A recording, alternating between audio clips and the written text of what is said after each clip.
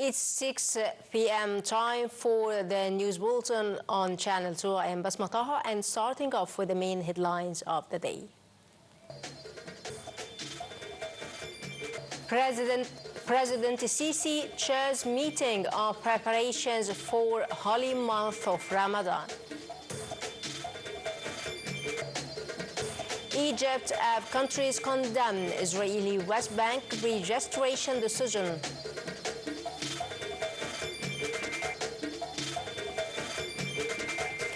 And Ukraine-Russia begin Geneva talks as Trump files new pressure on Kiev.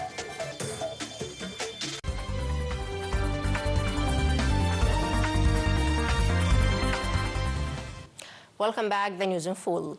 President Abdel Fattah el-Sisi met with Prime Minister Dr. Mustafa Madbouli, Minister of Supply and Domestic Trade Sharif Farouk, Minister of Agriculture and Land Reclamation Alauddin Farouk, and Executive Director of Future Egypt Authority for Sustainable Development Baha Ghanem. Presidential spokesman said that during the meeting, the head of state was briefed on preparations ahead of the holy month of Ramadan, namely regarding the availability of basic commodities with appropriate prices and high quality. The Minister of Supply noted that all basic commodities are available across markets with sufficient quantities, adding that Ahlan Ramadan exhibitions offer 15 to 25% discount on different food commodities. President Sisi reiterated the significance of daily and ongoing flow to markets nationwide to assure the availability of all commodities, asserting the necessity to use all mechanisms to ensure controlling markets, to avoid high prices and monopoly policies, to guarantee the stability of prices and ease the burden on citizens. Speaker of the House of Representatives, Councillor Hisham Badawi, sent a cable of greetings to President Abdel Fattah el-Sisi, marking the approach of the holy month of Ramadan. Also, Speaker of the Senate, Councillor Isam Farid, sent a similar cable to President Sisi on the occasion of Ramadan. The Speakers of Parliament and Senate said they appreciate President Sisi's wise steps towards building a modern Egypt and pledge to support development plans and fulfill Egypt's aspirations. They also wished success to President Sisi's efforts in all fields and for the continued stability and security of the nation. Prime Minister Dr. Mustafa Madbouli presided over a cabinet meeting on Tuesday to discuss a number of important files, including preparations ahead of the holy month of Ramadan. The meeting focused on ways of continuing and intensifying efforts to reduce inflation and increasing spending to enhance the sectors of health, education, and social security. The availability of basic commodities with appropriate prices and high quality, as well as controlling the markets, were also tackled during the meeting. The Prime Minister also reviews the undergoing work in different national projects nationwide.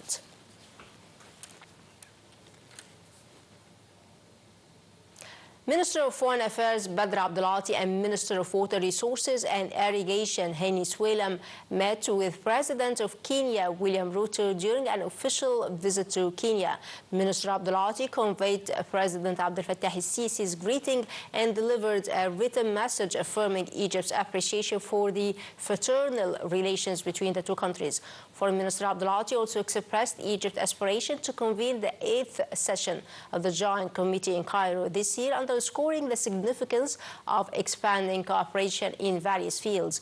Regarding water security, Abdulati stressed the significance of cooperation and integration among Nile Basin countries to achieve mutual benefit, rejecting unilateral actions.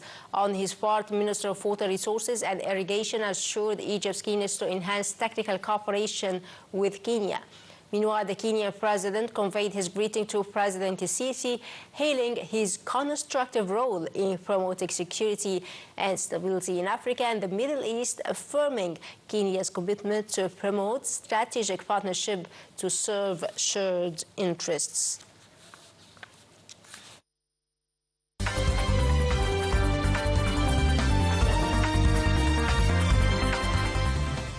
A joint statement by the Foreign Foreign ministers of Egypt, Jordan, Arab Emirates, Indonesia, Pakistan, Turkey, Qatar, and Saudi Arabia strongly condemned the decision by the Israeli government to register land in the occupied West Bank as state property. The Israeli government approved the process, drawing condemnation over the accelerated annexation of the occupied Palestinian territory.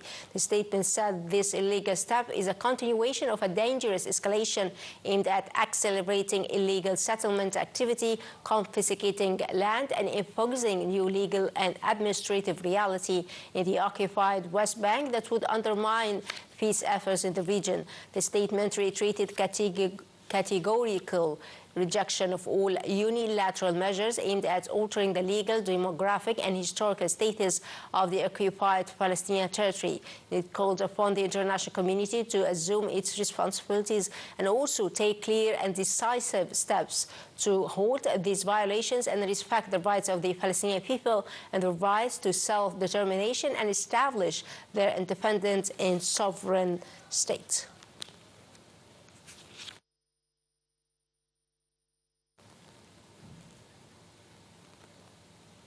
Rafah border crossing received a new group of returnees to Gaza Strip within the framework of the Egyptian mechanism that allowed dozens of Palestinians to cross daily in exchange for the departure of a number of patients for treatment in Egyptian hospitals.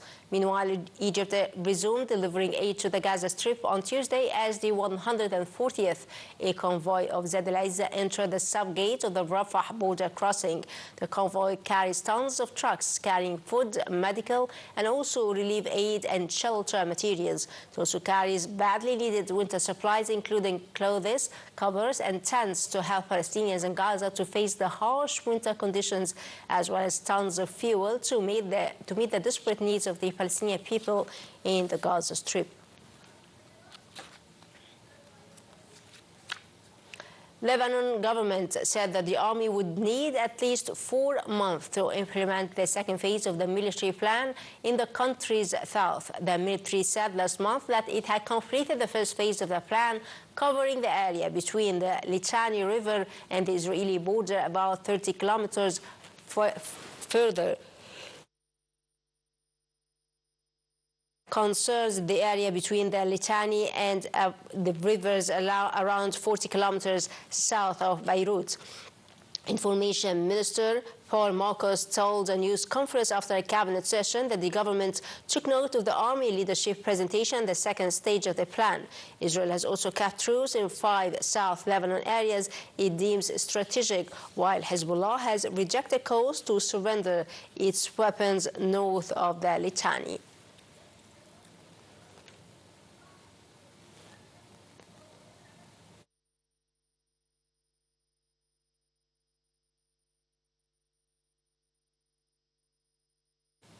Iran's supreme leader warned on Tuesday that the country had the ability to sink a U.S. warship deployed to the Gulf as fresh talks between the two sides concluded in Switzerland. Ayatollah Ali Khamenei's statement follows a military build-up by the United States in the region as U.S. President Donald Trump piles pressure on Iran to make a deal over its nuclear program. Now, many mediated talks were aimed at averting the possibility of U.S. military action, while Iran is demanding the lifting of U.S. sanctions that are crippling its economy. Iran said it will close the Strait of Hormuz for several hours for live-fire military exercises, and the United States ramps up its military forces in the region. Ahead of the Russian-Ukrainian talks, U.S. President Donald Trump said he hopes that Kiev reaches a deal with Moscow fast. Trump is pushing to end the conflict unleashed when Russia started a full-scale military operations in Ukraine in February 2022. Trump top envoy Steve Witkoff and Jared Kushner will be in the U.S. delegation.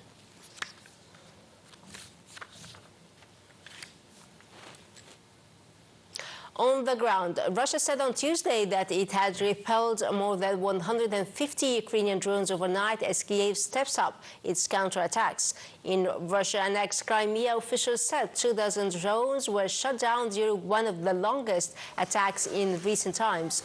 Ukraine said that around 1,600 buildings in Kiev remained without heat after a barrage of Russian attacks on energy infrastructure as the Ukraine army claimed a strike on a key oil terminal in Russia. Russia's recent attacks have triggered Ukraine's worst energy crisis of the four-year-old war, leaving hundreds of thousands of homes without heat and electricity at a time when temperatures have dropped as low as 20 Celsius.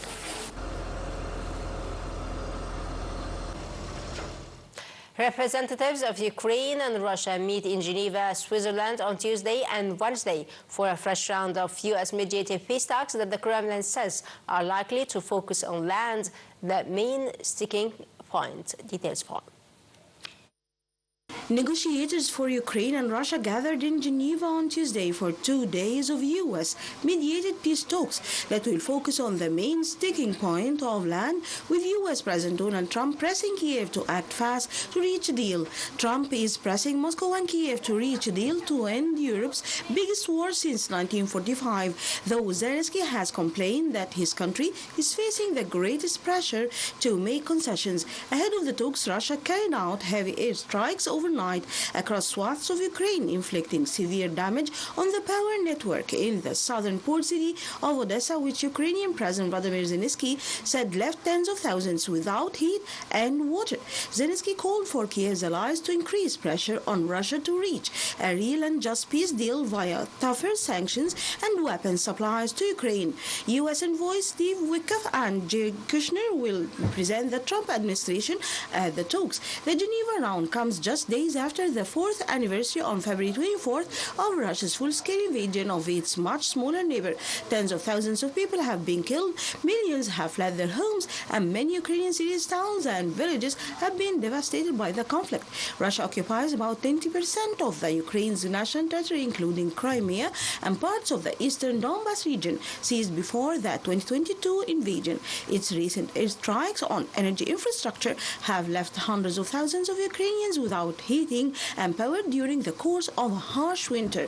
The Kremlin said that Russian delegation would be led by Vladimir Zelensky and aide to President Vladimir Putin. Speaking at the annual Munich Security Conference on Saturday, Zelensky said he hoped the Geneva talks would prove serious, substantive. Australian Prime Minister Anthony Albanese said on Tuesday his government would not help Australians in a Syrian camp holding families of suspected Daesh terrorist group return home, with the government open to prosecutions if they make it black. He said Australia has very firm view that won't be providing assistance, adding that the 34 Australians released overnight from a camp in northern Syria were returned to the detention center due to technical reasons. Australia's security agencies have been monitoring the situation in Syria and said those who have broken the law would be prosecuted.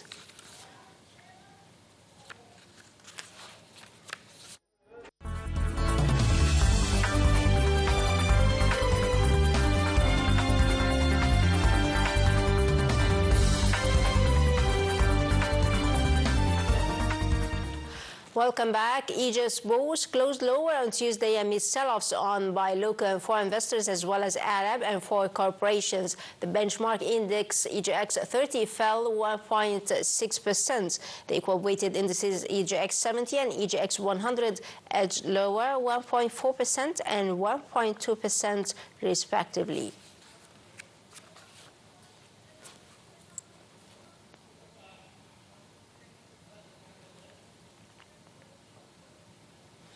Dear viewers, by that we come to the end of our news bulletin. Thanks for watching, and that was Basmata signing off.